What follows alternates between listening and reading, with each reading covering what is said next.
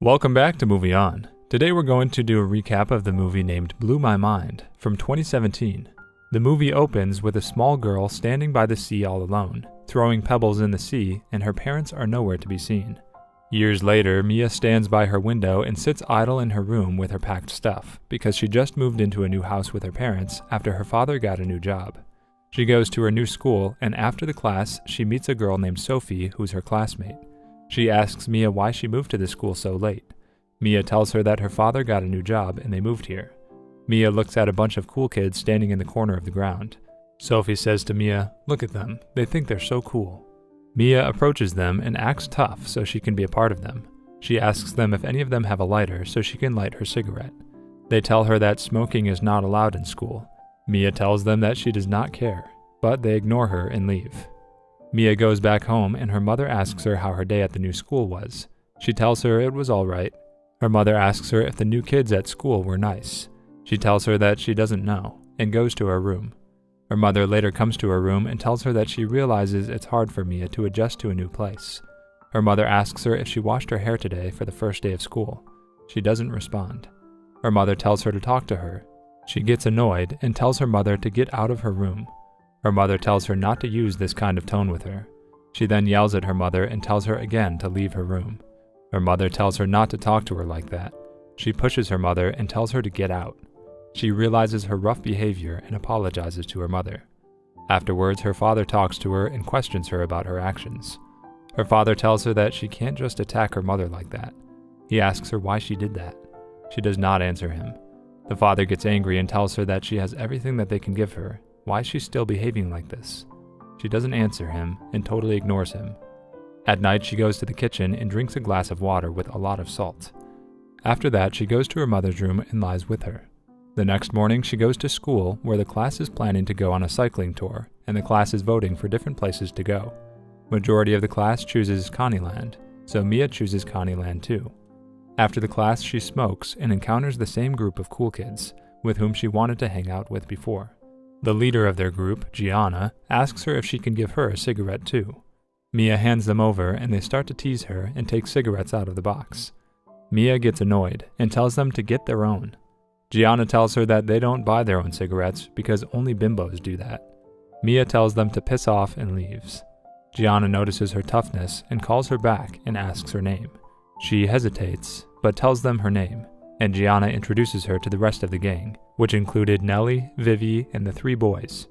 Gianna tells her that she can hang with her, and takes Mia to her home. They show Mia pornography, which makes her uncomfortable. They ask her about her relationship status and her preference in men. Mia soon gets uncomfortable and leaves her house. She gets home and feels a weird craving.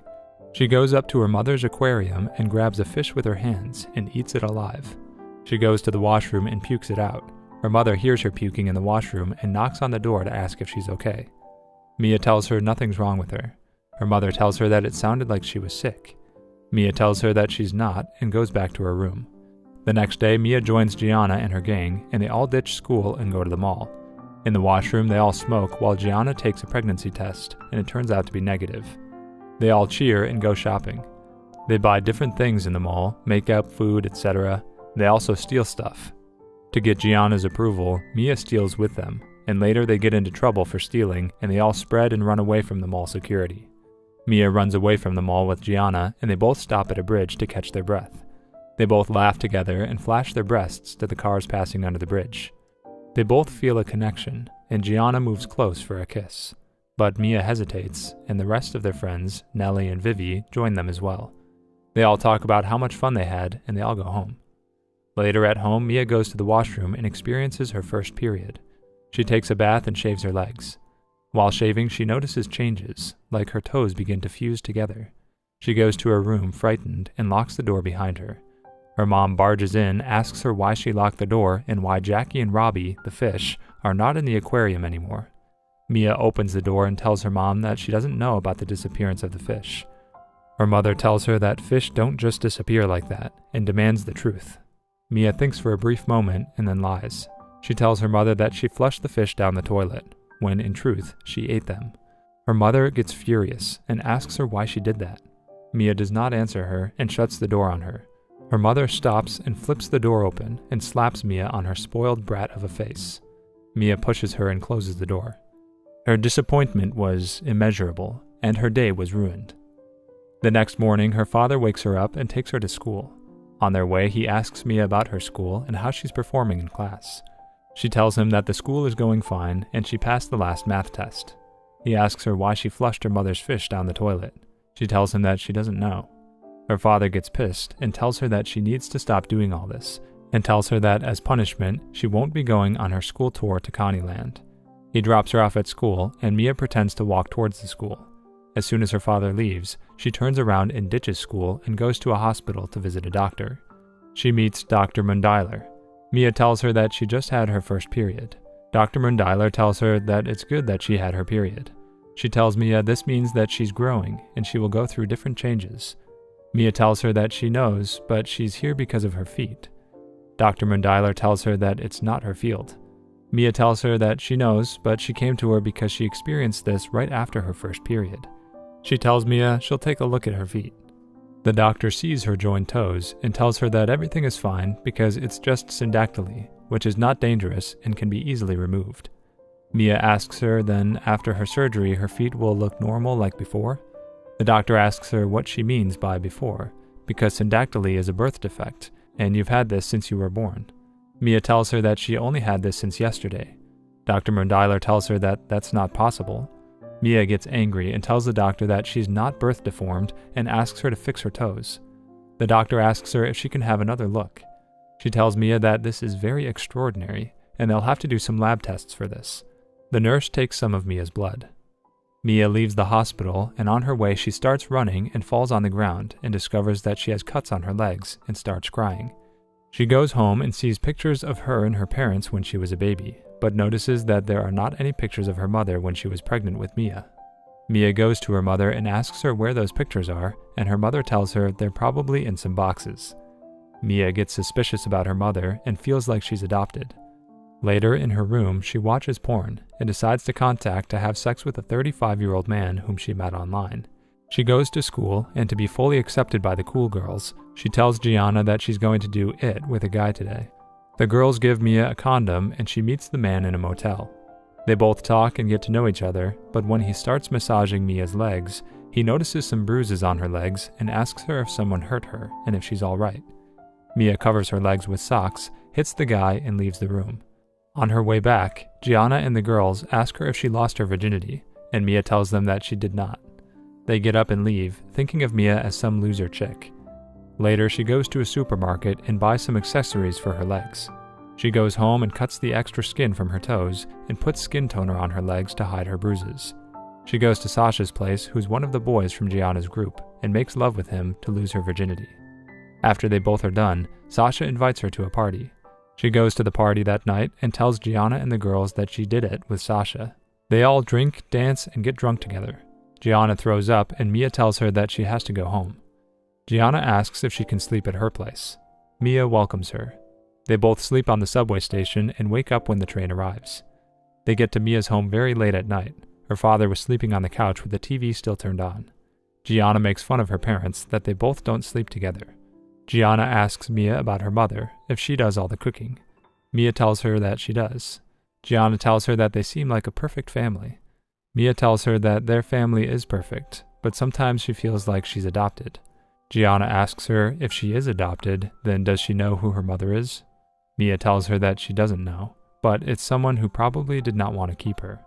Gianna tells her that her situation is also similar.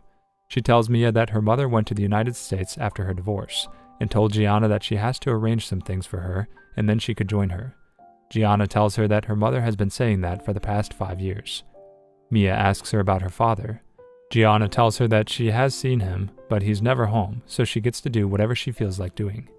Mia tells her that is not her situation, that she's not even allowed to go to Connieland. Gianna tells her that she has to come, and signs the letter of permission for Mia's parents. Gianna asks her father's name. She tells her it's Michael, but she cannot fake his signature. Gianna tells her not to worry, because the teacher will not spend the entire day comparing signatures. Gianna turns the lights off, and they both play around with each other, and then fall asleep. The next morning, Mia wakes up and her parents tell her that they've been invited to the stalker's wedding, and she has to come as well. She tells them that she doesn't feel like going. Gianna enters the scene and introduces herself. She thanks them for letting her stay at their place and asks for a toothbrush. They ask her if she's Mia's classmate and are her parents aware of her whereabouts. She tells them that she is Mia's class fellow and her parents do not care. Mia and Gianna leave.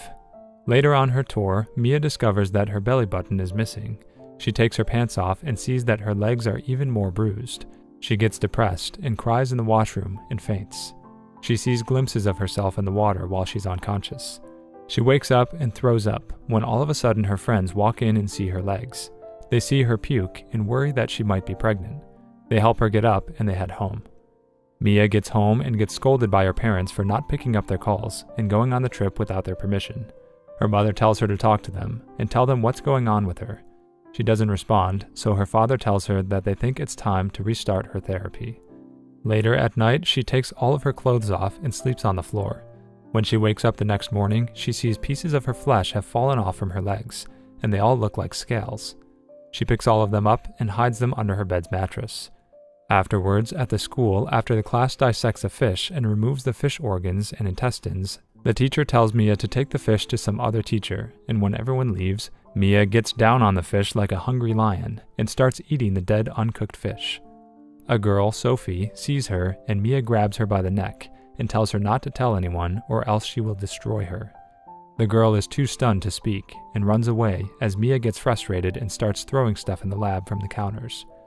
Later at Mia's house, Mia and Gianna go through the boxes that Mia's mother told her contained old photos of her pregnancy.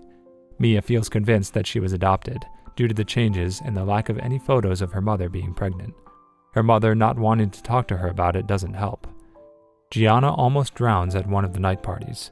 Mia jumps in after her and saves her. Mia then discovers that she has grown gills on the sides of her torso. Mia's legs turn darker and darker, and she tries to hide it from everyone, but Gianna catches sight of them. Not knowing what is happening to her, Mia starts abusing drugs and alcohol. At the next party, when Mia is totally wasted, she goes into a room with a group of men for pleasure, and when Gianna comes for her, the whole party ends up discovering that something is wrong with her legs. Mia runs back home and hurts herself with a knife. The next morning, Mia wakes up on her kitchen floor with a towel. She drags herself to the bathroom to hydrate. After flooding the whole apartment, Mia decides to call Gianna. Gianna moves Mia to a truck where they both sit for a while and talk. Mia calls her mother one last time and tells her that she misses her and hopes to see her soon.